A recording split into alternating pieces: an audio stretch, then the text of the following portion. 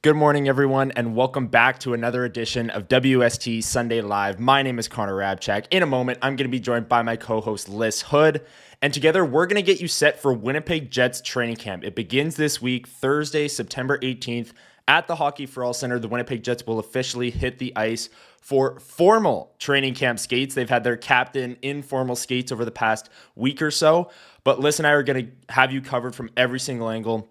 Battles to watch for, intriguing storylines, what we're watching for when we'll be out there at the Hockey for All Center Fan Fest, all of these things that we will have you covered for. So thank you everyone for joining us on WST Sunday Live. I see a lot of people in chat already. And we're going to start with that Jets win last night. There was Winnipeg Jets hockey. The 2025 Prospect Showdown got underway as the Winnipeg Jets defeated the Montreal Canadiens in front of a sold-out crowd at the Bell Center 4-3 as Danny Zhilkin with the heartbreaker with under 30 seconds left gave the Winnipeg Jets the win. So we're going to break it all down here. Thank you, everyone, for joining us. Without further ado, let's bring her in. Lyss Houde, my co-host on WST Sunday Live. Lyss, how's your weekend going so far? It's been good. It's been really good. Oh my gosh, I refused to make any Saturday night plans yesterday because Connor and I were texting a little bit, and it's like, listen, I understand that this sort of thing come, April, it's like, I don't want to be spending 3 hours sitting and watching some non-NHL random adjacent tournament one-off here and there. But yesterday I did. Yeah. It was so fun to have that Winnipeg Jets hockey back yesterday, seeing those jerseys on the ice out there against the Habs. It was a blast. It was a fun game. There was a lot to like about it. There was a lot to enjoy about, if you don't watch a ton of maybe junior hockey is the right word, whether it's, the WHL or leagues below, you sometimes forget how crazy those wins can be, the comebacks. Like, it's never over till it's over with when it comes to some of those junior hockey players. So it was really fun to watch that. And obviously the Jets win was very nice. A couple of nice performances that I'm sure we're going to dive into.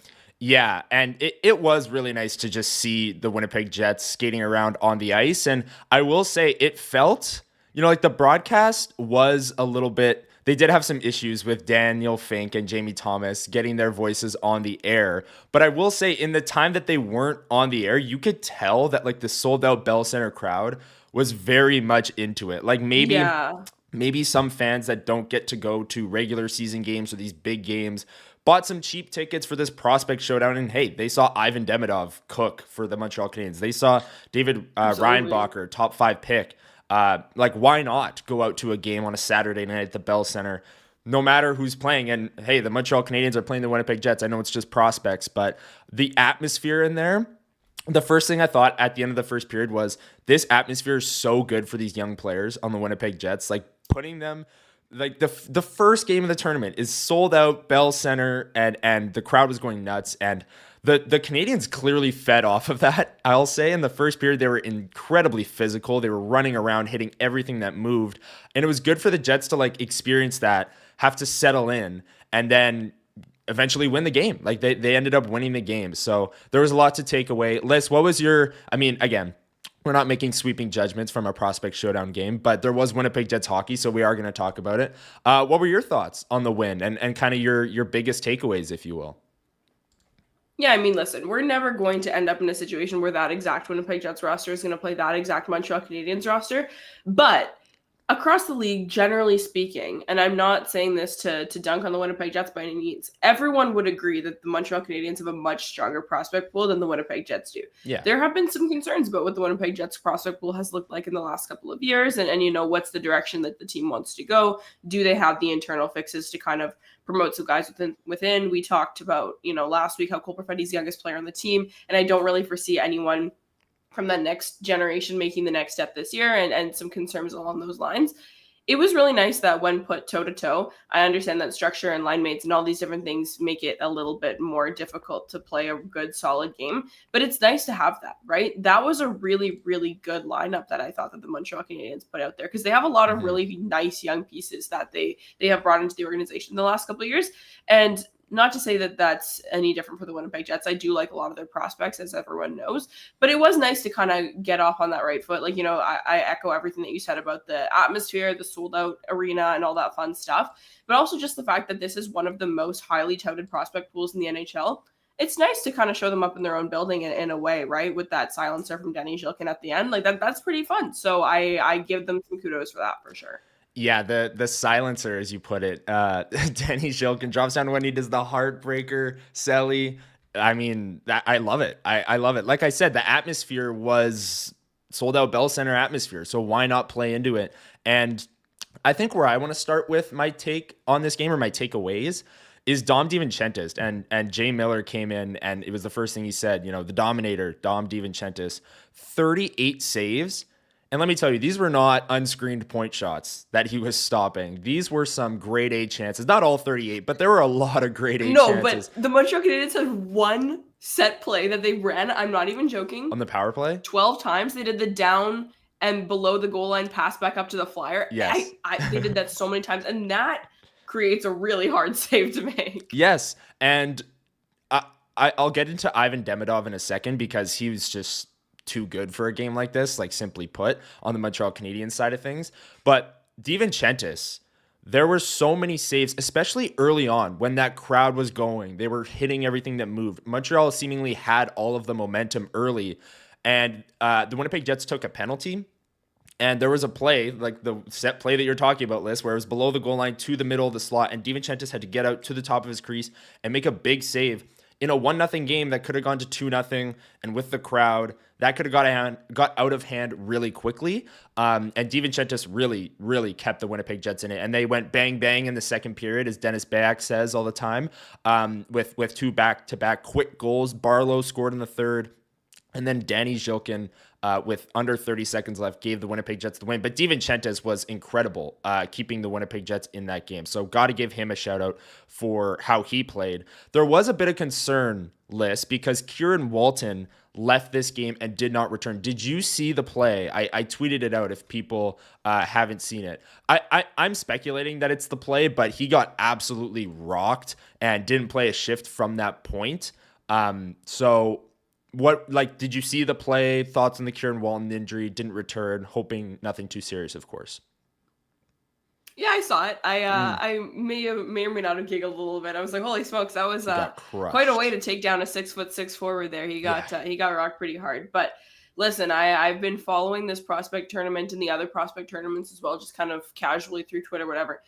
Everyone is playing it safe. There are a lot of guys who have left games and been said, the teams will announce that they're not returning, and then the coach will do media afterwards. It's like, yeah, it's fine, So right. I'm not going to speculate or say anything too crazy on that. I would agree with you that I would assume that is the play that kind of caused some discomfort that would have ruled him out for that game. But we'll see what happens when either Mark Morrison or anyone else gives an update in the next day or so. Yeah, and like I said, hoping nothing too serious on Kieran Walton, but he did take a really hard hit. It wasn't necessarily high, at least from what I saw.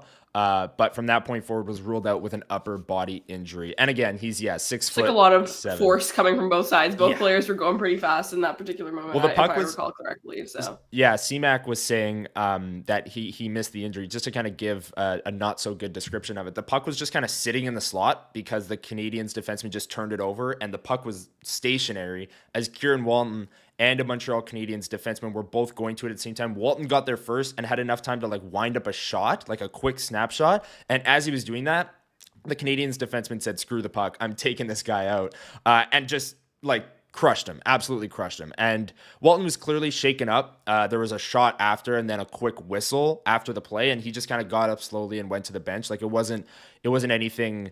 You thought, oh, maybe he's hurt, but it wasn't very obvious that he wasn't going to return kind of thing. But Kieran Walton, did not return. A little bit of concern there. Before we move on from last night's game list, because we don't want to spend too much time on a prospect showdown game, but like this is WST Sunday Live. This is what wrong audience. Yeah, then for me. this is what you this is what you come for. The Ivan Demidov, I want to say, he's the odds-on favorite to win the Calder. And a game last night, you can see why, because he's playing against prospects. He's playing against other first-round picks, other high picks, other highly touted prospects like Elias Salamonson, and he's just so much better. He's just making plays every single time he's on the ice. The Bell Center crowd, every time he touched the puck, they start cheering. You can hear the rumble start. He had the breakaway goal in the third period that was nasty to give the Canadians their third goal. Just thoughts on Ivan Demidov, because I saw you tweet a few times about him, and NHL Twitter was just kind of going nuts because it's hard not to. He's the best prospect in hockey and probably going to win the Calder. Yeah, he's unbelievable. I think the one tweet that cracked me up, I don't remember who tweeted it, but someone was like, I will never forgive the Chicago Blackhawks for robbing us of Connor Bedard and Ivan Demidov. And oh my gosh, yeah. I can only picture what that would look like. He has got some swag to him, that guy right there. Holy smokes. Yeah. There was a lot to like about that player, and I am very excited to watch him. I think he is exactly what that Montreal Canadiens group needs. They have a lot of fun kind of complementary pieces that have unique skill sets. You know, Nick Suzuki is kind of the vet of that group now that I think brings such an important, like, well-rounded perspective is the wrong word, but like type of player to that high end of their lineup. And Cole Caulfield has his toolkit and Slavkovsky has his toolkit. And I think just the whole, like, the high impact, like the guy that you dream of having. I know that every team would love to have a Connor McDavid, or every team would love to have a Nathan McKinnon or whatever, but you can't really argue with the fact that that player is going to do better when plunked into a situation that's ready to kind of help them 100%. Have a role on the team, and there's supporting cast, and there's a way for them to kind of come in and have that environment that's going to help them grow. And I feel like the Montreal Canadiens are starting to get there. And I think this is going to be kind of the finger snap, piece that when he starts to click, that's going to turn the team into something that's really fun to watch. So I really enjoyed watching him yesterday. And one of the tweets I know that you're probably talking about that I made was one of those WWE memes or whatever of Ivan Demidov. Everyone was talking about how unbelievable he was. And it was so funny, like a couple times where it's like, he had some crazy plays, and immediately afterwards, Chase Yoder scores the goal of the year. And then, immediately after his other one, his other incredible play, Danny Zhilkin with the silencer, right? Yeah. And I just want to give Danny Zhilkin a little bit of love with, before going into this game, I saw that the players wearing the letters were Chibrikov, Salamonson, and Danny Zhilkin. And I kind of love that. Everyone kind of knows that Nikita Chibrikov is a little bit of a quieter player, kind of off the ice, like just as a guy, he's a little bit quieter. And again, both him and Elias Salamonson, English not their first language, so that always plays a factor as well. But Danny Zhilkin's a guy that I really have circled as wanting to see have a good year. He's a guy that hasn't really been on the best side of injury luck for the last couple of seasons. And I think he's been really looking to sort of take that next step, not in the Ivan Demidov way, but just in the way that makes sense for him. And I think having that letter kind of made me happy for him, because I think that the organization also sees it the same way, that they'd like to see him take that next step. And I think the time is kind of now for him. And so those two goals with the letter on his chest made me really happy for Danny Zhilkin. And those were some pretty clutch moments. And that release, I saw that, I was like, okay, I don't know if I knew you had game like this, Danny Zhilkin. I can't lie to you. Like that shot was looking pretty good. So I was really happy for him in particular in that group yesterday. Yeah, I've spoken with Danny a few times. He's so nice, and the past couple of years for him have been tough in terms of injuries. But if he can put it together, I mean, he's got the defensive game. That's the thing he was drafted for in the third round. He was drafted because of that 200-foot game. If he can add a little bit of offense, use that release a little bit more, get in the right spots offensively, there's definitely a player there, like absolutely. And I firmly believe that. It is worth noting as well, he had 2 goals last night. He has 5 goals in his Manitoba Moose career over like 90-plus games. So he'll need to unlock that offense for sure. But the defensive game is there, and you can see it. And as a leader, like you said, Lyss, with wearing a letter, that's absolutely a great start. Organizationally, they value him highly in that regard, that if he can play his way up the Manitoba Moose lineup, he could be a player that could that could be a Winnipeg Jet one day, absolutely, even in a bottom 6 role. And again, we're projecting too far into the future off of one prospect game, but we like Danny 2 goals. My future Adam Lowry. Exactly. I mean, he should fill in for Lowry. No, I'm kidding. Lowry's coming back late October, early November. Someone's got to fill the role. No. Danny Zhilkin, though, with a really strong performance. Dom DiVincentis with a really strong performance. And Chase Yoder, I want to give a shout out. Like, these prospect games are so funny because nothing will be happening, and then Ivan Demidov will step on the ice, and it's like, okay, that guy's like a future NHL All-Star. Okay, good for you. Like, you're awesome. And then Chase Yoder, out of nowhere, just posterizes a Montreal Canadiens defenseman in transition.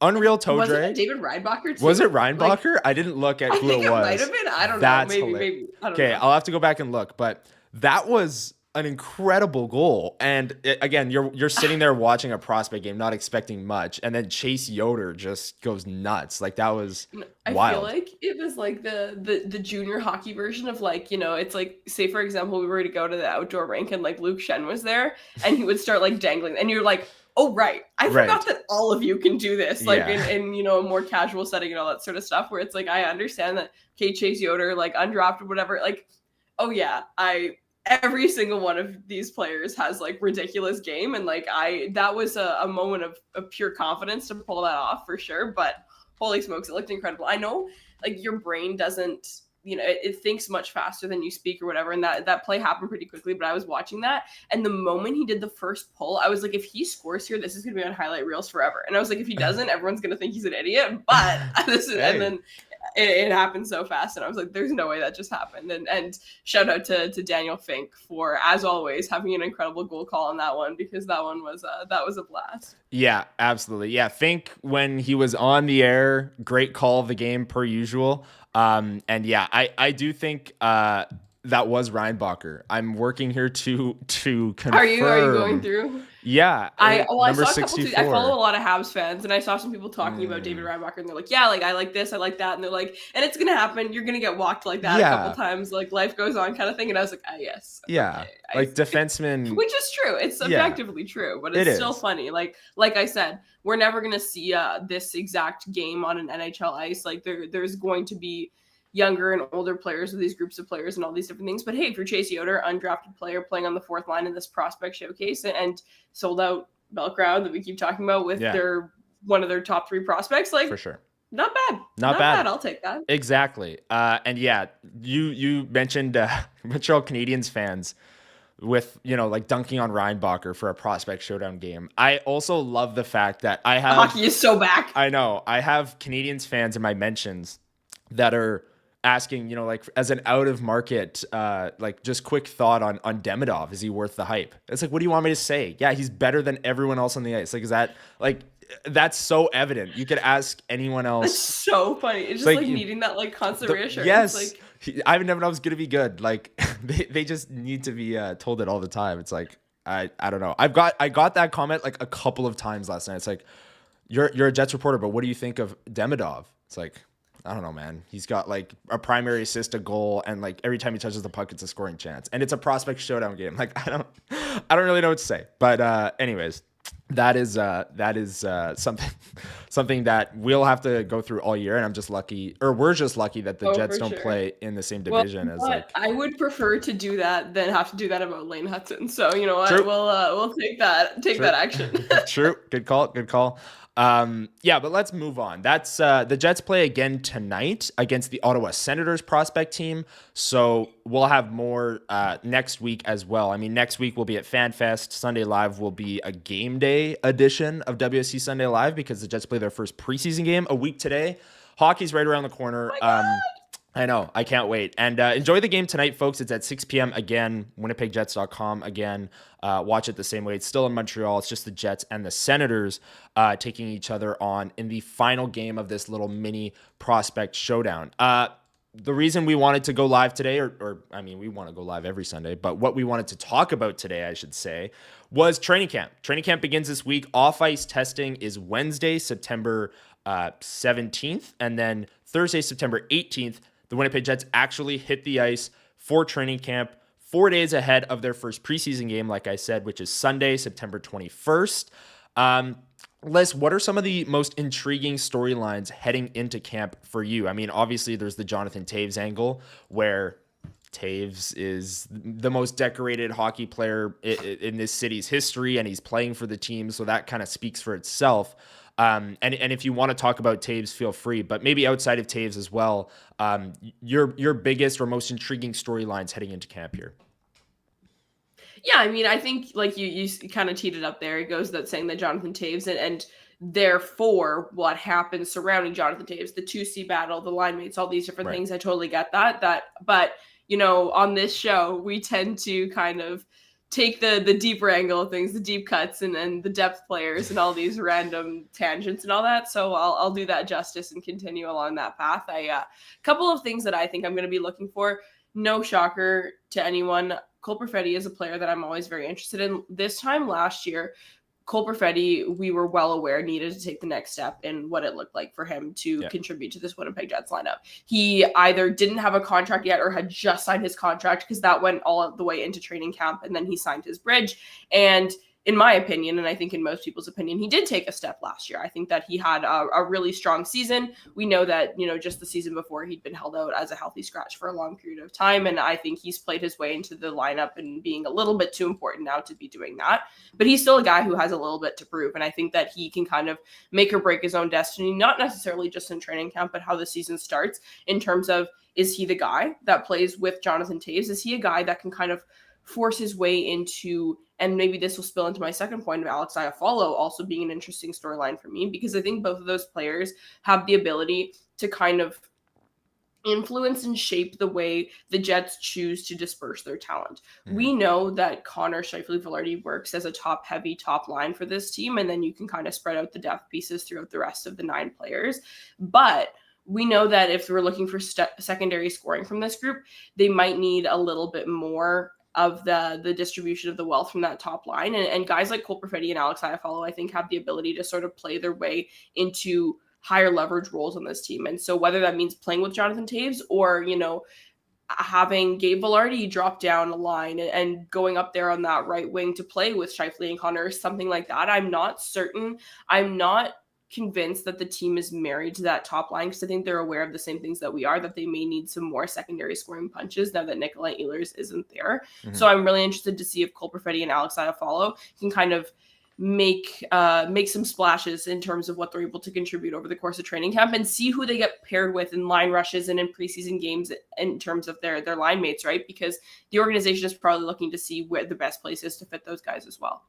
Yeah, 100%. And I agree with you. The secondary scoring, that is Jonathan Toews as well. Like he gets looped into that, like you mentioned, and the Cole Perfetti angle is really interesting to me. I do remember that he missed 3-4 days of camp last year, and we were all freaking out that he was holding out and all of these things. And will it affect his regular season game? And maybe it did, because he had a bit of a slower first half and then really took off in the second half when the whole Perfetti thing happened. But Cole Perfetti, Alex Iafallo, all of those guys. I'm going to mention the absence of Adam Lowry, and I want to see what the Winnipeg Jets do there. Do they go to Morgan Barron down the middle? Is Vladislav Nemestikov their 3C and Morgan Barron's on the wing? What are the Winnipeg Jets planning on doing when Adam Lowry's out of the lineup? Now, we heard from Adam Lowry this past week, and he said that he's targeting a late October, early November return to the lineup. So when he returns, obviously, he's going to be the 3C or maybe even the 2C by usage, as he was last year a little bit. But until then, what's the plan? Is Vladislav Nemestikov going to be the second line center and Toews is the 3C to kind of limit Toews' workload to start the season? Or are they immediately going Toews and Perfetti with another winger on the second line? That'll be really interesting for me to see. And then on defense, there isn't really any standout storylines. I mean, we talked about it last week that Ville Heinola is just a likely candidate to get waived. I could see Lyss trying not to jump in here, but I have things to say, so don't worry. On the defense? Well, I was going to say on the defense, like, it's not as intriguing in terms of like everything's set. They have 8 defensemen or 9 under contract. Ville obviously projects to be the odd man out. We'll see if that changes. I guess that's an intriguing storyline. But in terms of The third pairing, I know the third pairing is always a lightning rod on this program, on Winnipeg Sports Talk Daily, on That's every what I'm single saying. Winnipeg Jets. Yeah. In the corner of Winnipeg Jets social media, every single corner is covered by the third pair. I'm actually interested in whether or not the Winnipeg Jets see Stanley Shen as that third pair, or maybe Fleury and Shen, Miller and Stanley. I don't think that's an answer we'll get in training camp though. So I don't like bringing that up as this is what I'm intrigued for in training camp, because I think it's going to be Morrissey and DeMello, Sandberg and Pionk, and then just a mix of a bunch of random defensemen playing together. And that includes the Moose as well, playing with a Shen in training camp, because you'll see these weird line combinations.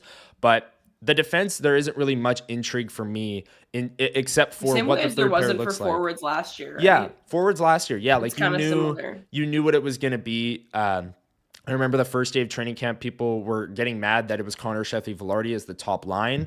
And then they went on to play the most minutes of any line ever in the NHL not ever, in the Why NHL not? last season. It might have been. I don't know. Ever. I should go check it. The most played minutes ever. But no.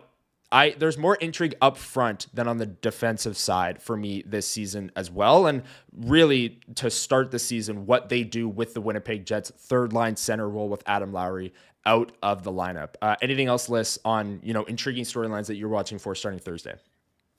What time is it? 9:27. I'm not going to go into a rant about the third pairing because you're right. Okay. That's a season discussion, not Too not a early? training camp discussion. But I think we covered a lot of those bases, and like you said, it's the forward group, right? That's the I think I can say, and I'm not an insider by any means, but I think Connor Hellebuyck might be the starting goaltender for this team. You think he makes the team?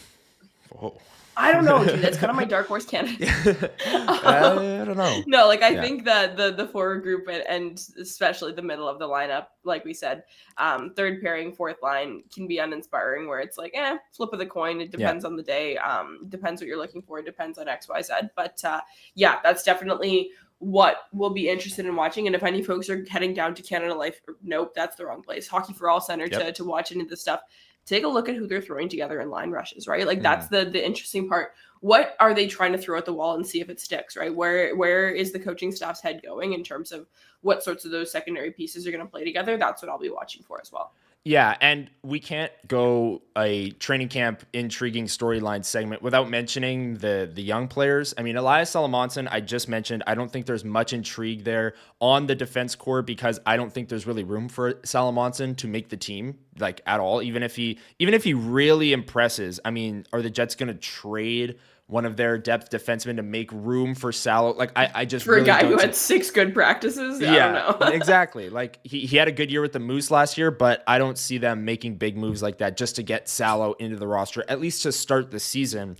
And then I bring up the young players to mention Brad Lambert. I mean, we spent basically the entire preseason and training camp last year fixated on Lambert versus Nemestikov at 2C. And this year, it feels like we're not even really talking about him at all, even though last Sunday Live, Lyss, you and I mentioned that we thought while there are veterans to fill spots this year, as there were last year, they aren't necessarily as set in stone. Like Gustav Nyquist did have a rough final 30 games of last season when traded to the Minnesota Wild. Like, is he a middle six option? What if he's not in training camp? What if he doesn't get back to that middle six scoring punch level? What if Tanner Pearson doesn't fit in the bottom six? What if Cole Koepke doesn't fit in? David Gustafsson. There's room this year. I feel like more room with the loss of Nikolai Ehlers and the team speed element too. That's something we didn't mention last Sunday. It's like Nikolai Ehlers is gone, and I saw Spency comment earlier on. He can't wait to watch Nyquist, Taves, and Perfetti play the game in 0.5x speed. And that's true. I mean, that's going to be one of the slower lines really across the entire NHL if that is the Jets' second line. And really up and down the line, they need more team speed. They need more speed, especially up front. They need some of that dynamic speed that they're losing from Nikolai Ehlers. And the guy that would replace that the best is Brad Lambert. Now, can he come in and be an effective top six, middle six option?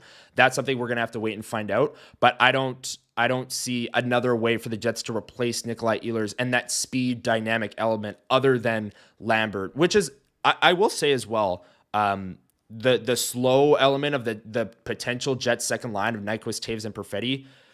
could still work. Like a slow line can still work and they can work together and feed off one another. But if the Jets are looking for that team speed, they should be looking to Brad Lambert. And that's something that I'll be watching for, because we talked at length about him maybe winning a job last year, when I think this year he has an even better chance. Yeah, totally. I think we had the same kind of like caveat last year of being like, but there's not a lot of room here. Like Right. this forward group is pretty set in stone. And it's like you almost kind of have to have a performance that the team can't ignore kind of thing. And it's really hard to do that in training camp. And I thought Brad Lambert was fine, but you would have had to have gone on some crazy tear for him to have made the team last year, right? For But sure. I have something kind of interesting to say about that second line, and Spency's quip there, which I've made the same one, and I totally agree. And I think that there's something to be said for the ability to play NHL hockey with pace and not necessarily with speed, right? Like this is something that people talk about all the time. But I'm formulating a theory. First of the year, everybody drinks, but nice. It's not necessarily a theory, but it's something to consider with that top line. We know that Kyle Connor is pretty fast. We know, believe it or not, guys, Mark Scheifele is pretty fast too. You just don't see it all the time. Gabe Vilardi, not so much. We know that as well. But that is a line that chooses to play a little bit more slowly when they have the puck. And it's fully deliberate and by design, and it's very controlled and all these different things. And I'm wondering if there's some way for that to kind of spill over in terms of what the team structure looks like as a 5-man unit to that second line to help them benefit a little more. I understand that at the end of the day, hockey's a chaotic game, and if you get cooked off the rush and Connor McDavid gets around Cole Perfetti, none of those three guys are catching him. I know that. But I'm wondering if there's something that they will incorporate into the way they choose to create offense at 5-on-5 as a team and not necessarily just as lines, that does kind of highlight and platform that Mark Scheifele slowed down offense a little bit, where Mark Scheifele is doing it by choice. It's not that he can't play faster; he just doesn't want to.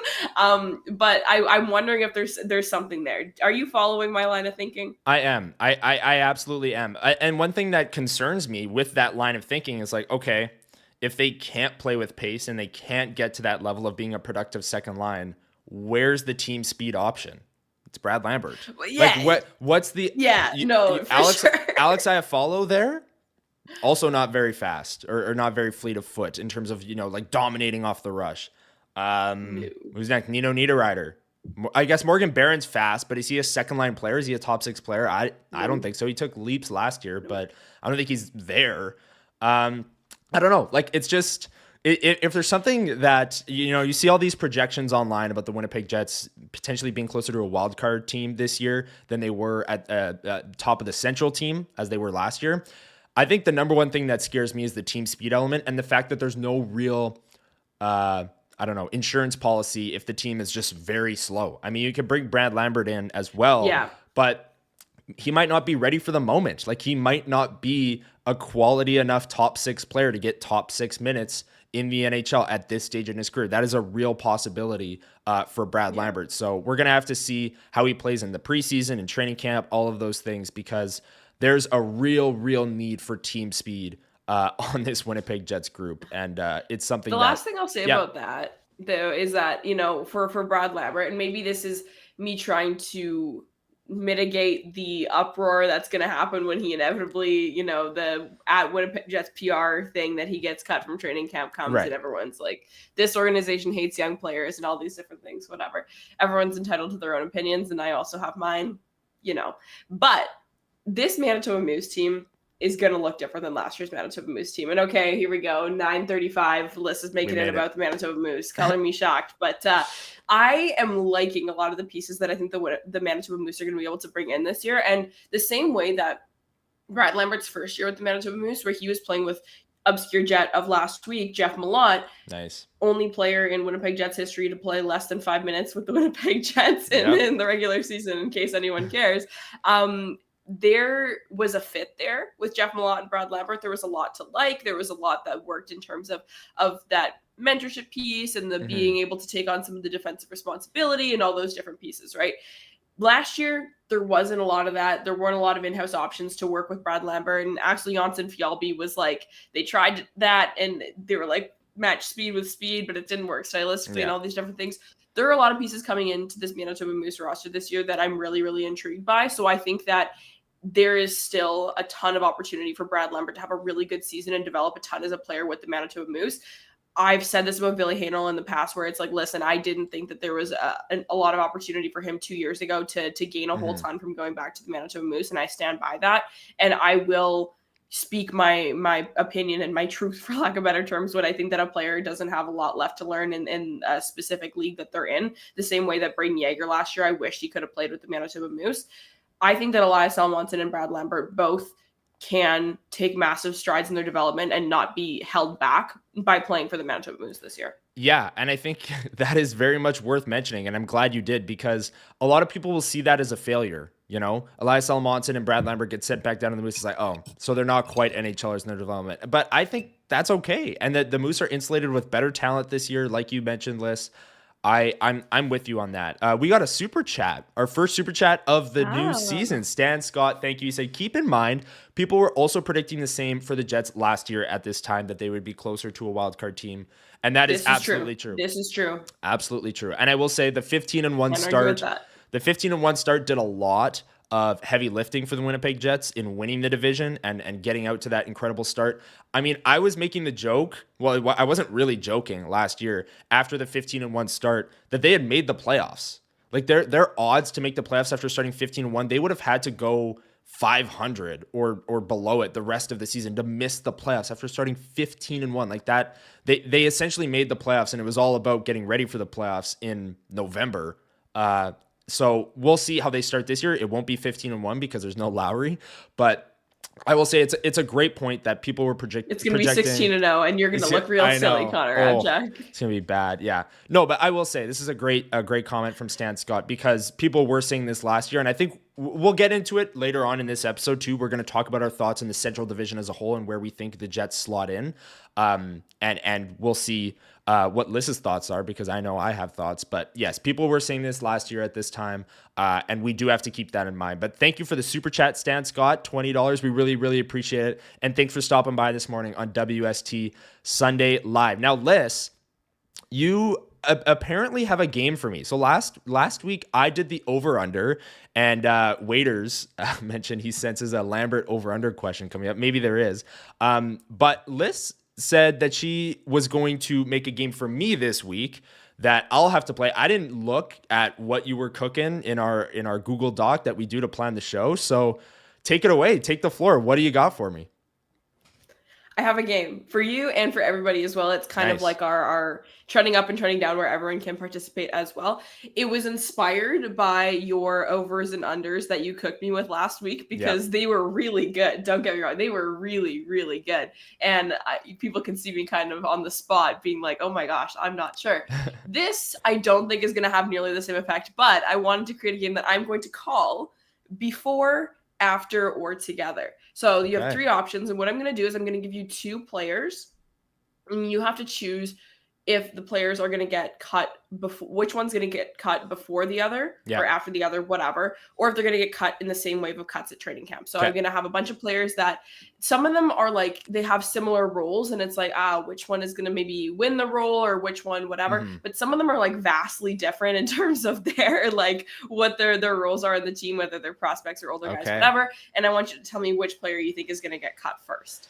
Are you ready? I'm ready for this. I hope the chat is ready. I do just want to mention before you get into it, Darth Skater, $5 super chat. Thank you very much. He says all they need to do is go 15-1 again. That would be great for the Winnipeg Jets. And again, if they did it again, I'd say again that they've made the playoffs in early November. So we'll see. Thank you, Darth Skater, though, for stopping by and for the super chat. Lyss, take it away with before, together, or both. I got that right, I think. Anyways, go on. Before, after, or together. So before, after, just basically tell which player you think is going to get cut first, or if you think they're going to get cut at the same time, because as we know, cuts tend to happen in chunks and in waves and all that fun stuff. So I have 6 pairings for you today. Are you ready? I'm ready. I hope the chat is ready as well.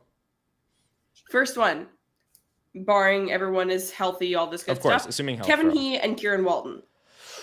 Ooh, that's interesting with the Kieran Walton kind of like injury scare last night now. That's why I said don't.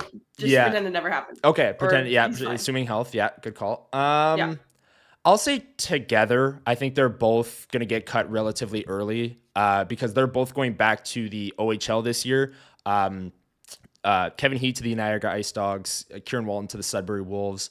I think they're just going to be two very early. They're going to be at camp. They're going to be there for the first couple of days, maybe the first weekend. Maybe they'll play a preseason game, the first preseason game, because they'll be ready to go. But I think together, and I think the chat is pretty consensus on together there for those players. They're going back to junior.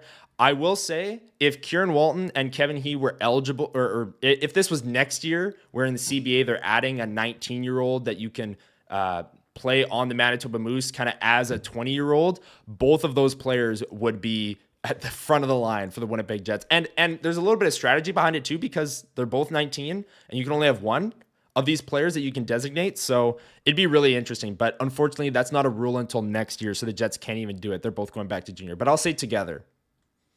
Absolutely. Yeah. We started off with a nice little easy one. It gets a little bit more interesting after this. Okay. Jacob Julien and Fabian Wagner. Before, after, together. Ooh. Okay, so Wagner's going to the Moose. Oh, so is Julien. Right. So Julian's making his pro debut this year. Okay. I'll say Wagner. Fabian Wagner was drafted a little bit before him, but then he kind of popped off for a bit last year. Jacob Julien, 60 playoff games under his belt. I don't know. There's something to like about both of them. I'll say Wagner goes down one round of cuts before Jacob Julien. Okay. That's my take on that. Okay. I think Jacob Julien, again, back-to-back Memorial, or they won the Memorial Cup last year in London and won the OHL the year before. Just like that team was so stacked. He was on that team, and he was, he had a bigger role the first year, I think. And then this past year, his role kind of went down as the team around him got better and they won the Memorial Cup. But Wagner being a Manitoba Moose this past season, I think is going to be just a very quick, thanks for coming to camp. You're going back to the Moose this year, no matter what. So they'll get him there quick. He'll be in that first group of like Manitoba Moose. He'll be at Hockey for All Center. The Jets will be on one rink. The Moose will be on the other. Fabian Wagner will be there. And I think Jacob Julien, while he is making his, first pro year, I do think the Jets might give him a little bit more time in training camp with the pros because he's coming off of such a successful career in junior with back-to-back champions with the London Knights. So I'm going to go Fabian Wagner before Jacob Julien to get cut. Yep. Fair enough. Yeah, that makes sense. Yep. Okay, next up, Tyrell Bauer and Cale Clegg. Whoa. Okay. We're getting to the Manitoba Moose. I love it. I mean, yeah. No. We're getting there. I'm giving you all these different. There's some different ones too. Don't worry. Oh boy. Okay. We already did that. Tyrell Bauer and Cale Clegg. Who gets Tyrell Bauer goes first for kind of the same reason. Goes before Cale Clegg for kind of the same reasoning that I just mentioned with Wagner. I think Cale Clegg has, he's been a top pair AHL guy the past number of years. And I think he's a player that's closer to the NHL and is maybe more of a pro, like established player. So I think they're going to give him more time in Winnipeg Jets training camp. And I do think, or I hope at least, that Cale Clegg is partnered up with Elias Salamonson from like the first day of camp, even though it's Winnipeg Jets training camp, because I think those two players would be a great fit for one another in the AHL. Like Cale Clegg is like a number one defenseman in the AHL. And I think he's a player that Elias Salamonson would benefit from greatly. So I'm going to go Tyrell Bauer gets cut first. He's been a Moose for a couple of years now. And I think he's a part of that, viewed as a veteran group that he's just going to get sent down very quick and be one of the first players officially on the Manitoba Moose and cut from Jets training camp. So Bauer goes first. And I think the chat is pretty consensus on that one as well. Sure. Okay. Yeah. Sounds good. You got 3 left. These ones are all a little bit more interesting, I think. Okay. David Gustafson and Jared Anderson Dolan. Jared Anderson Dolan goes first. Yeah. I kind of figured, but I just thought I'd open the floor up and see if the chat agrees as well. I think that those are two guys who, if they make the team 13th forward sort of vibes, right. I don't know, but the team seemed to choose to play Jared Anderson Dolan in some of the most high leverage games of the season last year. So who's to say? Yeah, exactly. I will say, Jared Anderson Dolan is playing in the playoffs and scored goals. I don't know. I'm still going to go with Anderson Dolan going first because I do think that they view him, again, he was with the Manitoba Moose a lot last year and he really came on in the second half, which is why he, earned that playoff call up. But I think David Gustafsson is a player that they value highly as a potential, 13th forward. So I'm going to go Anderson Dolan first. What's the next one? Okay. You have two left. Two left. Brayden Yager and Brad Lambert. Yager. Ooh. I almost want to say together, but I have a feeling Brad Lambert's going to be like the last wave, and I don't know if Yager will make it that far. So I'll go Yager first on that one. I'm tempted to go together, but because the reason that I was thinking about that one is that, like, we talk about waves. The waves dwindle as you get a little bit closer to the end. The waves come down to like one guy, two guys, whatever, in your last couple days there. So there's always a chance that they're separate. Because I would agree, like, tier wise, hence why I put them in the same question. I think they're kind of in a similar category. But Yager first. Yeah, I'll go Yager first, just because I almost want to. I'll say together. I think Brayden Yager is going to surprise. I'm going to say it. Brayden Yager is going to surprise people at training camp. I think he's a very pro-ready player, and that was something that he was, lauded for coming out of the draft, and has been lauded for the past number of years as well. He might be more pro-ready than Brad Lambert, even at their own ages, like where they are in their development, right? Like I do think that Brayden Yager he's going to be a Jet one day, because he's just so, like, polished, I guess is the word I'm looking for, as a 200-foot player. So I'm going to go together. I think they're both going to be the last wave of cuts. And I think people are going to be surprised by, maybe the opportunity that Brayden Yager has. I do want to say as well, sorry, I'm going way too long on this one, but I do need to mention, we talked to Brayden Yager in the media before he left for the Prospect Showdown. And I just want to, mention that I love his attitude. He was asked about his goals heading into training camp, and he goes, I want to make the team. I want to make the NHL. I know I'm just jumping into the pros, and I know that I know the situation in front of me, is what he said. Like the players, it's a great team, and it's going to be tough for him to crack the roster. But he's going in with the thought of making the NHL, and I really like that. So I'm going to go Brayden Yager and Brad Lambert together, the final wave of cuts. Okay. All right. Awesome. Very last one here. And I think this one could also fall into a similar category, but I'm hoping it doesn't, just to spice it up a little bit. Nikita Chibrikov and Elias Salomonsson. Ooh, Chibrikov first. Hot take. Chibrikov first. Okay. I don't know if that's a hot take, but Nikita Chibrikov, coming off of a major knee injury this past season, I think while we spent the offseason and maybe even last Sunday talking about the opportunity for Chibrikov to make the team out of camp, I really don't think it's there for him because of the injury.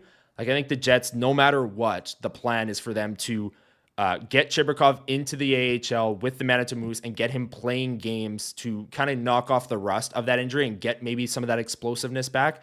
A major knee injury is no joke for hockey players. Like, you need that explosiveness. You need that quick first step.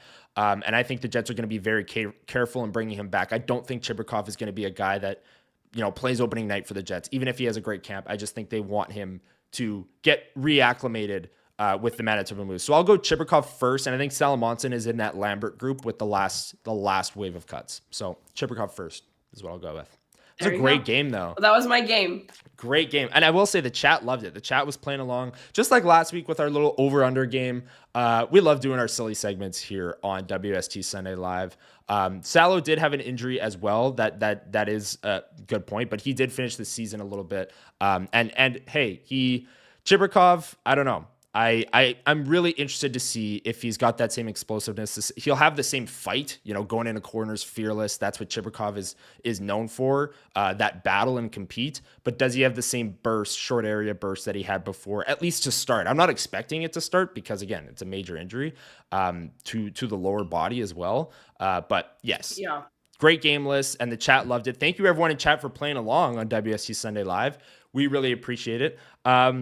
Lyss, before we get to Trending Up Down and Burning Questions, which are the two segments that have been here all along on WST Sunday Live, and people love them, I want to ask your thoughts on the Central Division.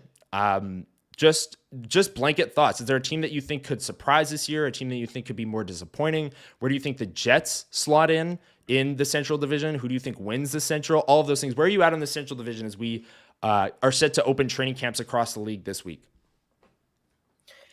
Yeah, I think that there's a lot to like about the Central Division in terms of if you're just objectively looking for interesting hockey in terms of, from a Winnipeg Jets angle, there's a lot to not like, because I do think that some teams are looking pretty good. Kirill Kaprizov is like the most massive question mark in the Central Division to me. I think that situation is fascinating, and I have no idea what's going to kind of go on there. But I like the Wild. I think that, I think they'll be good if they can get that situation figured out, even if it means signing him to a $16 million deal. I think that they're going to be pretty good. I think in terms of like maybe grouping teams into high on and low on, I would put them into the high on category, high on the Dallas Stars, high on the Utah Mammoth. Obviously, like everybody else, I'm low on the Nashville Predators and I'm low on the Chicago Blackhawks.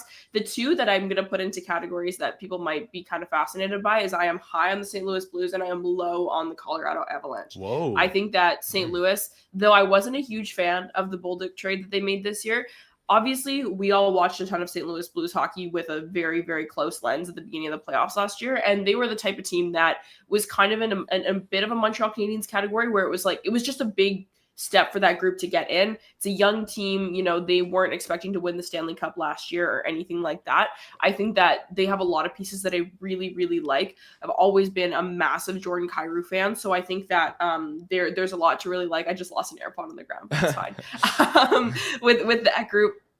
And I think that they might take another step this year. I also really like their coach. And the Colorado Avalanche, I feel like the Jared Bednar magic has kind of worn off a little bit. And I feel like a lot of people are of that mind. And I'm not sure that a full season without Mikko Rantanen in this new like Marty Necas era and all this different stuff, I'm just not as high on them as I feel like I have been in past years. I think they're still going to be good. Don't get me wrong. But I think a lot of the steam was kind of taken out from under their wings. That's not even a saying, but you know what I mean?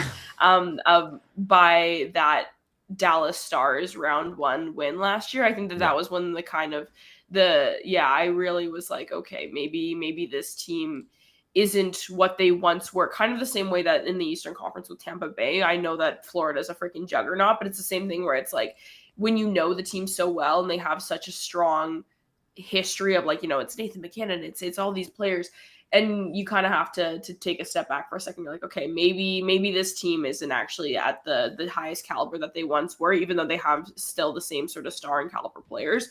So I think that touches on pretty much everyone in the division there for my brief overarching thoughts. Yeah, I don't know if you mentioned Chicago, but like you don't have to. I said them and and the Predators. I'm like, okay. Yeah, I literally, fair. I don't know if Connor can see my notes in front of me, guys. I wrote a couple things about each of the teams, and I literally wrote the Blackhawks. That's it. Didn't need to write anything for that one, because and the Blackhawks, like, even if I'm looking at their lines, like even if Bedard takes a huge step and is like a 40+ goal scorer, they're still going to be bad. Like their team on paper is just not good. Looking at the St. Louis Blues, though, I'm with you. The post Jim Montgomery stats were something that we discussed at length going into that playoff series, because after they made the coaching change, they were one of the best teams in the NHL. I think Robert Thomas is one of the most underrated players in the NHL. I think he has a legit shot to make the Olympic team over a guy like Mark Scheifele. I don't know if it's going to happen, but as like the 4C or like fourth line right winger, I could see Robert Thomas making Team Canada this year. And they're just kind of loaded, like they're top 6. And C-Mac mentioned it earlier, that Jimmy Snuggerud is going to be a beast for the St. Louis Blues this year. It's true. Like he's going to be on the top line. He's going to be in the top 6, playing with Thomas, playing with Kyrou, Holloway, Shen, all of these players in their top 6. So I do think if Jordan Binnington, who often gets described as a big game goalie, if he can, keep them afloat, because in the regular season, he'll have up and downs quite a bit. I could see the St. Louis Blues making the playoffs. I don't know if they're going to be, better than the Jets or anything like that, but I do think that they're a playoff team once again. Dallas is going to be loaded. I think they win the Central. I think the Jets are either the second or third best team in the Central, somewhere in that range, fighting with maybe a St. Louis or a Colorado. In my notes, I wrote down that I don't think the top 3 changes in terms of Dallas, Colorado, and Winnipeg. I think the order of them changes. So I think Winnipeg doesn't win the Central. I'm going to put that on the record. I think Dallas wins the Central this year. They returned a lot of their team last year, and the Winnipeg Jets lost Nikolai Ehlers, of course, so I'm accounting for that a little bit. But I do think the Jets are going to be right there throughout the season, and maybe a little bit of a slower start with no Adam Lowry, but I do think the Jets are a playoff team. I think they're the second best team in the Central is my prediction. And then I do think also second best team in the Central, I'll say that I could see them, the Winnipeg Jets, Colorado, Minnesota, St. Louis, and maybe even Utah, all finishing second or third in the Central. I think it's going to be a very competitive division. I think it's going to be a battle all season long. But I do think that the Winnipeg Jets are a team that are going to be competing. I think they're a playoff team, even with the loss of Nikolai Ehlers. They're returning their entire same defense core, an MVP goaltender. They're going to get scoring. Their power play, I think, is going to remain in the top 10. I still think that they are a playoff team for sure. And I will say a team that might surprise, or a team I'm higher on than I think. Well, everyone's high on them, so it's hard to say higher on than consensus. But the Utah Mammoth, I think the defense core for them last year, they suffered major injuries to Sergachev, Marino, and Dursey. All missed a lot of games. So I think if they get a little bit better injury luck on their back end, they're going to be a team that I think can outscore people for sure up front with Clayton Keller and the addition of JJ Peterka and Logan Cooley and Dylan Gunther. Goaltending is an issue for them for sure, but I do think that they're a team that could surprise and maybe even make the playoffs as a super young team in the Central Division. Liz, before we get to our segments, and I know we're running a bit long today, but hey, we don't have anywhere to be except for NFL Sunday in 2 hours. Your thoughts on the Kirill Kaprizov thing? Because it was reported by Frank Saravalli that he turned down an 8-year, $16 million AAV contract. That's the richest contract in NHL history. And then Bill Guerin came on and said, I don't know where that report came from. It wasn't from me. It wasn't from his agent. And then there was a report that the Wild asked Kaprizov for his trade list, which then was debunked or said that that wasn't a real report either. So where are you at on this Kaprizov thing? I see that Waiter's saying it'll be a distraction for the Wild. I somewhat agree, because if he's not signed and there's suddenly all this noise around them going into training camp, that could be something that really lingers for a Wild team that is really on the bubble in the Central, I think. Yeah, I mean, I think that there's probably clearly not a lot going on in the city of Minneapolis right now, that I feel like a lot of this stuff is there's smoke, and then people closer to the situation are like, where did this come from? I'm not involved in it. And it's kind of funny, but I tend to want to believe that, because if they actually put that much money on the table, even if they put a $13 million deal on the table or something like that, and he said no, immediately the only thing that we should be talking about is, where is Kirill Kaprizov getting traded? Because you're not going to let that walk away. It'd be the same thing as the Connor McDavid situation. If we knew that Connor McDavid didn't want to extend with the Oilers, I know that there's some smoke around, maybe he won't, and maybe this, that, whatever, which fair enough. You're always going to speculate about these big name players when they're going into the last year of their current contracts.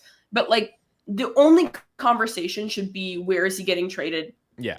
If that's actually objectively the truth. Not what's going to happen? We're going to feel this out, try a different thing. No, if he's saying no to a long-term deal worth $16 million, you have to trade him yesterday, because you don't want that to be a deadline acquisition for anybody, because that's too high leverage of a piece to structure your team around in that situation. And also, same thing as a Kyle Connor, it totally takes away from the value that you could have of trading that player for a full season. There's a ton that changes. There's not a ton that changes in terms of value from a guy traded in January to March, but a guy traded in September to March is crazy what you could get for that guy. Right. So that's kind of a long-winded way to say, I think that there is still a heavy, heavy, heavy possibility that he signs with the Minneapolis. Oh my God. The Minnesota Wild. Because if he wasn't going to sign with them, that would be all we're talking about, right? They would be on the phones nonstop trying to figure out what to do with that piece. But the fact that they're not, and that Bill Guerin's saying the things that he's been saying, I think that deal probably does get done in some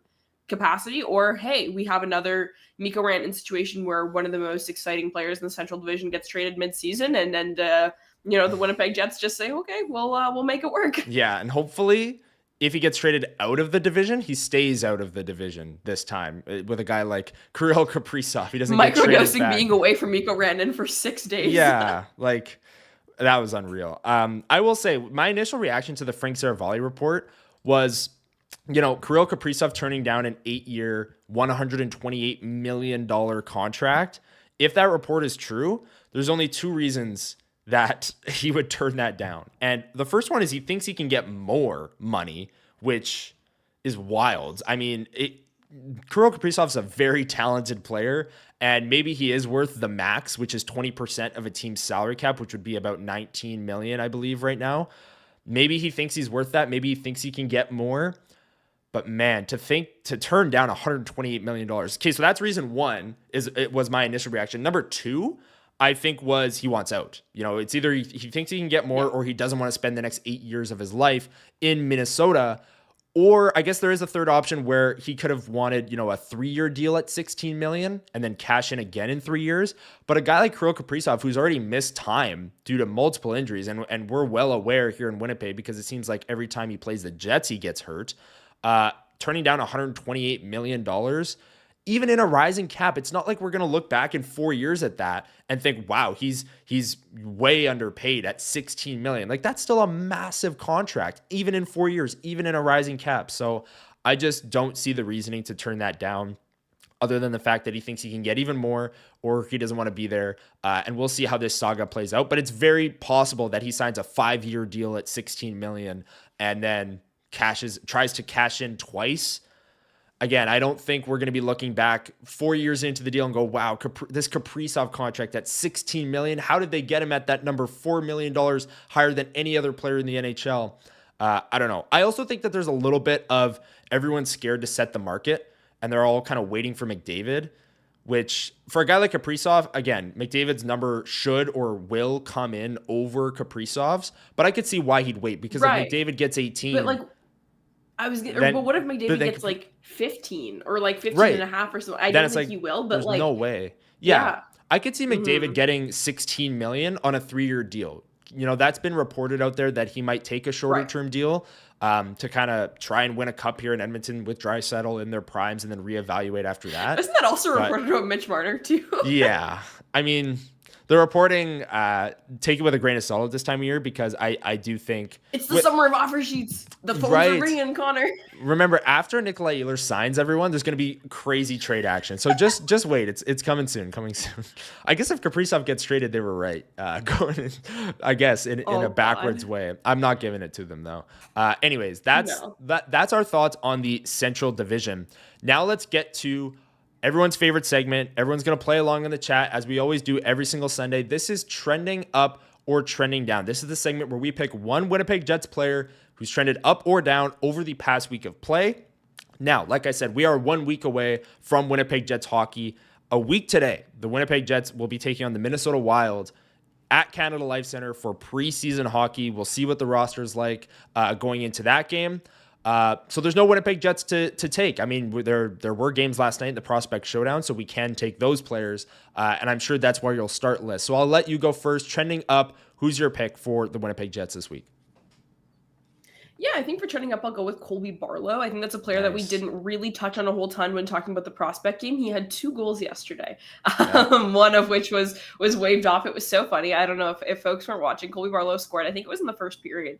He scored a goal with it was like a high stick tip in, and it was immediately waved off. And he's like, oh, come on. But nobody really fought it that hard because it was pretty obviously a high stick. But it was like insane hand-eye coordination, whatever. I was like, are we just going to blow past that? That was really nice.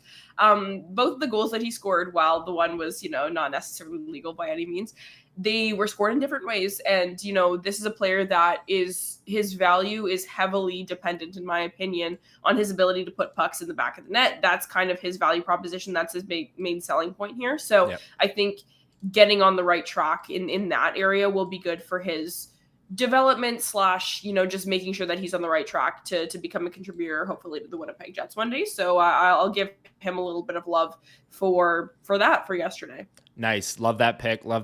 I'm going to take Dom DiVincentis. He is a goalie that has been drafted in the NHL, and that's about as voodoo as it gets. You're a goalie that was drafted in the NHL. Who knows, man? But anyways, 38 saves last night in a road environment, sold out Bell Center crowd that we've mentioned many times on this program.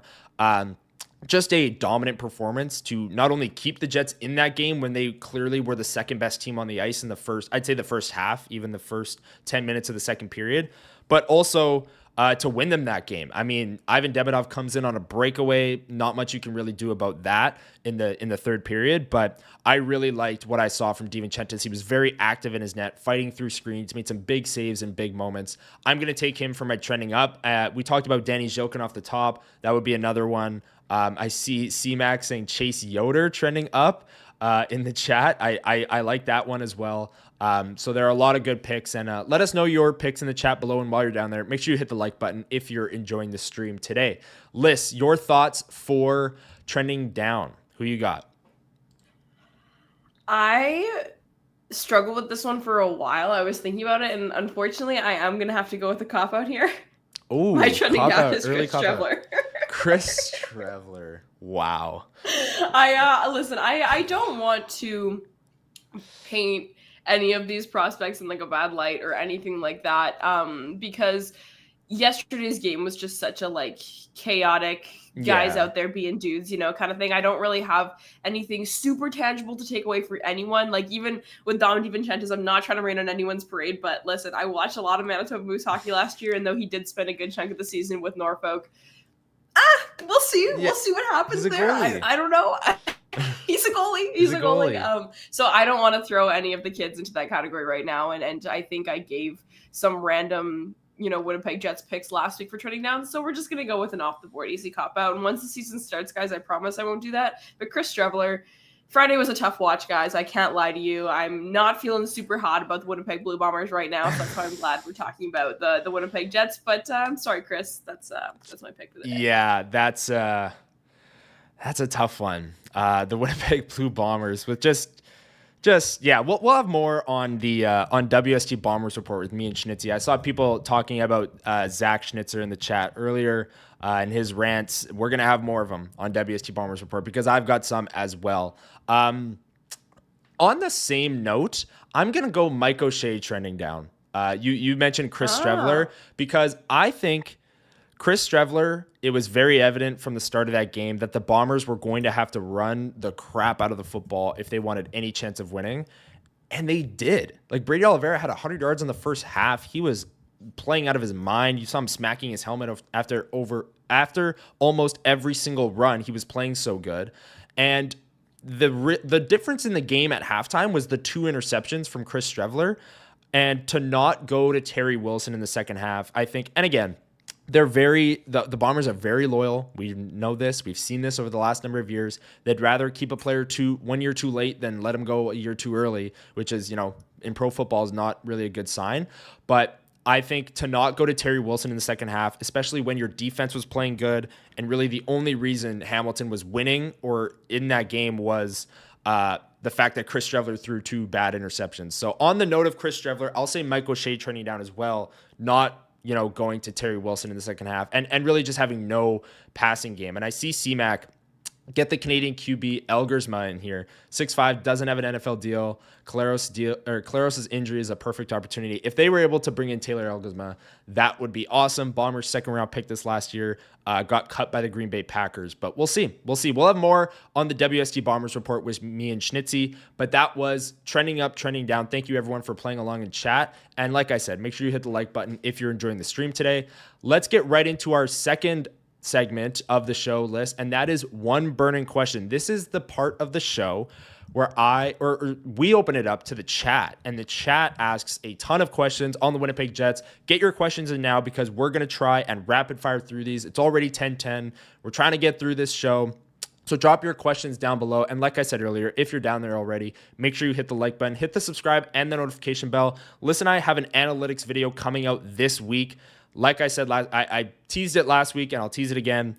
If you have been wondering about analytics, what the popular analytics are, what they mean, how they're tracked, all of those things, we covered it all. So we have that episode coming out soon. But as for this show, drop your questions in the chat below. And Lyss, I'll ask you. Last week I asked you, what was Jonathan Taves' goal song going to be? And that was like everyone. That was like the most popular question we've ever had. I know. I also got some, like Twitter DMs of people saying, I think it's going to be this. I think it's going to be this.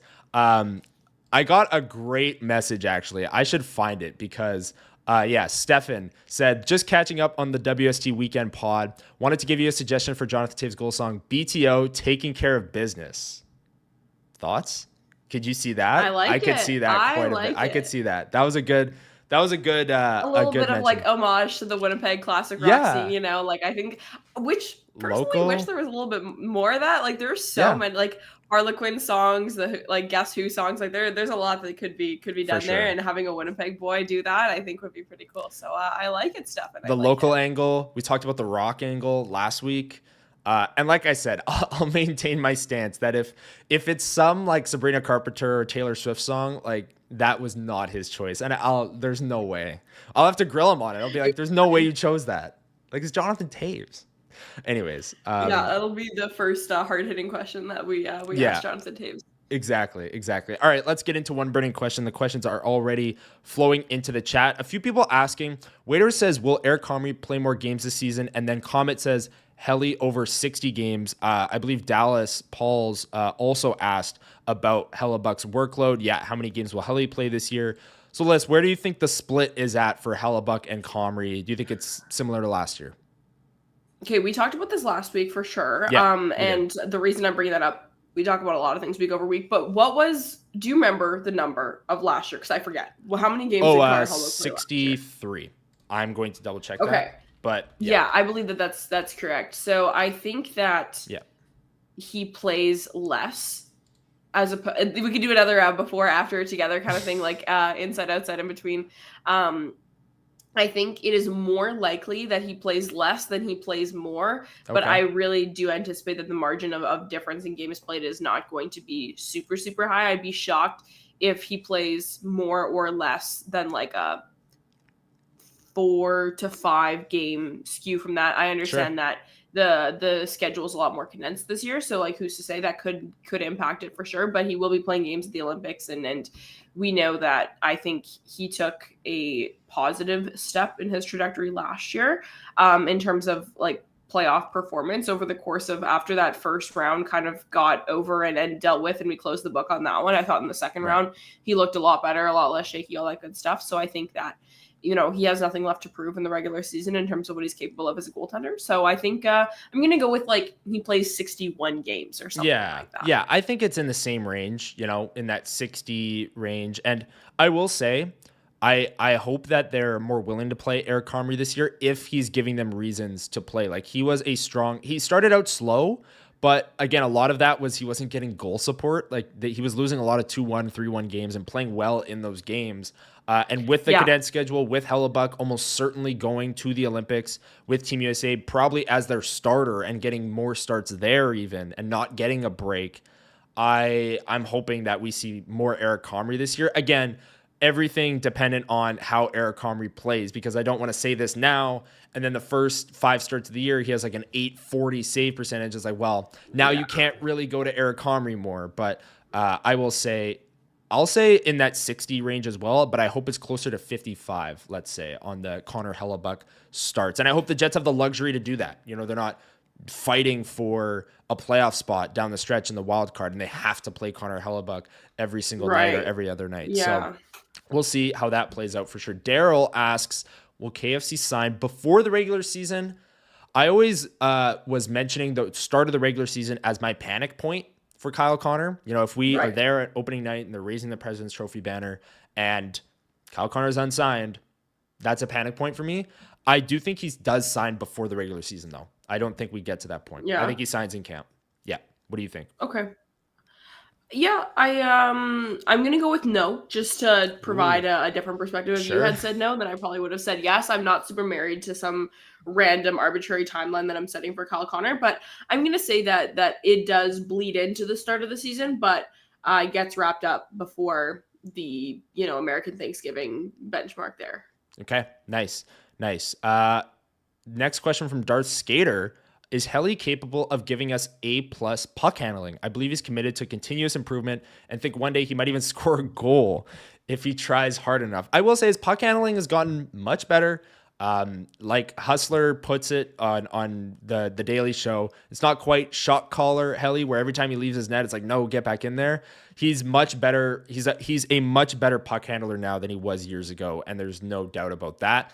A plus is not where he's at in terms of puck handling. He's not Jordan Binnington. We saw that in the playoffs. Binnington, every time the puck went behind the net, he was snapping a breakout pass up the wall, and was really like an extra defenseman, because his defenseman didn't have to go behind the net to retrieve the puck, and he could just snap it to them. So he's not quite there yet. But do you think there's there's definitely another level for Helly to reach in puck handling, but do you think he can reach that list, or will reach that, maybe even as early as this season? Yeah, I'm interested. There was some stuff that I circled at the end of last year that I was like, I want to watch this a little bit more closely when the season starts up. And one of them was the way that the Winnipeg Jets defenders kind of box guys to the outside and encourage the rim around, which therefore encourages your own goaltender to kind of stop behind the net, whatever. Like the Winnipeg Jets were choosing to put Connor Hellebuyck into puck handling situations is kind of the wraparound way to say that. So I think that the fact that the defense core is similar this year means that they'll probably, and same defense coach who came in and all this, whatever, I think we'll see some similar defensive structure kind of across the board. Yeah. So I'm going to say that it does improve over the course of the year, because I think that that's something that, both the player and the team kind of like circled as it's a factor. It's important. It's relevant. It's a situation that he is often put in, whatever.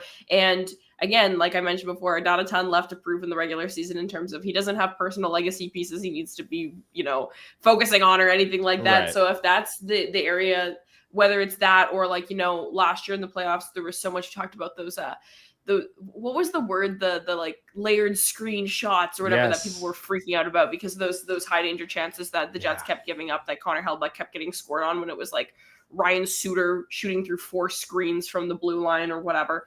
I think that if there's a particular area to focus on, it could be that. And if he does choose to focus on that, I think it improves, because Connor Hellebuyck and Wade Flaherty are two of the best in the business at what they do. So I think that that's something that, if it becomes an area that the player would like to address, it improves by, my kind of outside opinion here. Yeah, I'm with you on that. I also think the thing with Hellebuyck's puck handling, at least these last couple of seasons, it's in the regular season on a Tuesday night against the Utah Hockey Club or Utah Mammoth. Yeah, he's snapping it around. He's throwing it up the boards. It's totally fine. And then the playoffs come around and it's faster, and it's almost like he doesn't adjust for that. And he's behind the net. He's looking over his shoulder as if there's not a player standing right, like a St. Louis Blues player standing right there, ready to take the puck. It's like, well, in the playoffs, maybe it's a little bit more of the shot caller Hellebuyck, where don't leave the net, or if you do, get it out really quickly. And I still think, Doug Thorowski puts it here that Hellebuyck's maybe a C grade at puck handling. I'd say, C plus. Like he's serviceable as a puck handler, and that is a step above what he was before. But there's absolutely more to be gleaned there from Hellebuyck's puck handling, because in the playoffs, it has burned them a couple of times. That was one burning question. Thank you, everyone, for playing along and giving us questions in chat. All about goalies today. All about goalies. Yeah, all about goalies. Keep that away from me. Yeah. Like Dom DiVincentis just has people fired up for goaltending. It's like, wow, this guy's the next. Get out of here. Okay, no, last one. And it's a goalie, so we're keeping up the theme. Higher number, Hellebuyck games played or Perfetti point total? I'm going Perfetti points. These are the weird questions that I love. It's like, who's asking this but waiters? I love it. This is great. This is fun. I am going to say that everybody is hoping that it's Cole Perfetti point totals over Connor Hellebuyck games played. Yep. And you know what? Some hopium here today on this fine Sunday Live. Cole Perfetti point totals. Absolutely. He's going to crack 65, and Connor Hellebuyck won't do that for games played. Let's do it. Wow. 65, yeah. I'm kidding. I'm kidding. Well, I'm not kidding in terms of like it. Like, hit the over. Let's do it. Yeah. I do think I'm going to go with Hellebuyck's games played, but I think it's very close, and I think you have a real argument in terms of I know it's the boring question. It's the boring pick. Question. It is. Yeah. I love it. Cole Perfetti, I think, is going to be the player that gets on that top power play. So I think he's going to be in and around 55 to 65 points. But just to be a contrarian, I'll say Hellebuyck games played. I'll take the boring pick. Anyways, that was one burning question. Thank you everyone for submitting them. Hit the like button down below if you're enjoying today's stream and the notification bell so you don't miss. We go live every single Sunday at 9 a.m. talking Winnipeg Jets. Next Sunday will be a game day edition of WST Sunday Live. I cannot wait. We're going to have real hockey to talk about. I mean, we have real hockey to talk about with the Prospect Showdown. This guy hates the Prospect Showdown. I know. Oh my God. I keep saying that, and it's like so bad. Today's also a game day Winnipeg's. Yeah, it's also, good point. Anyways, we're rusty. It's preseason for everyone. How many times am I going to say that throughout the preseason? Exactly. Probably a few times. But anyways, thank you everyone for joining us on today's WST Sunday Live. We really appreciate it. Lyss, anything else on the way out before we go watch some NFL football today?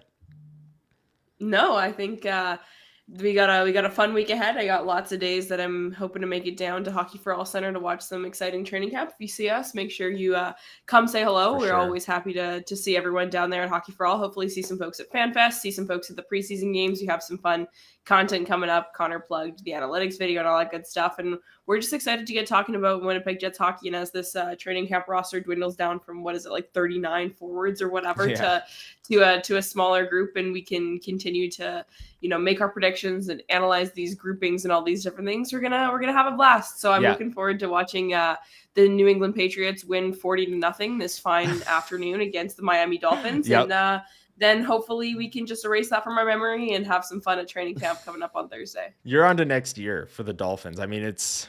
Oh, yeah. I do want to give you a chance also, Lyss, to shout out Chell Chitchat. You're in the midst of season 2. I was going to let you shout it out last weekend, but completely escaped my mind at the end of the show. So tell people what they can expect on the remainder of season 2 of Chell Chitchat. I know it's underway and there are episodes out already.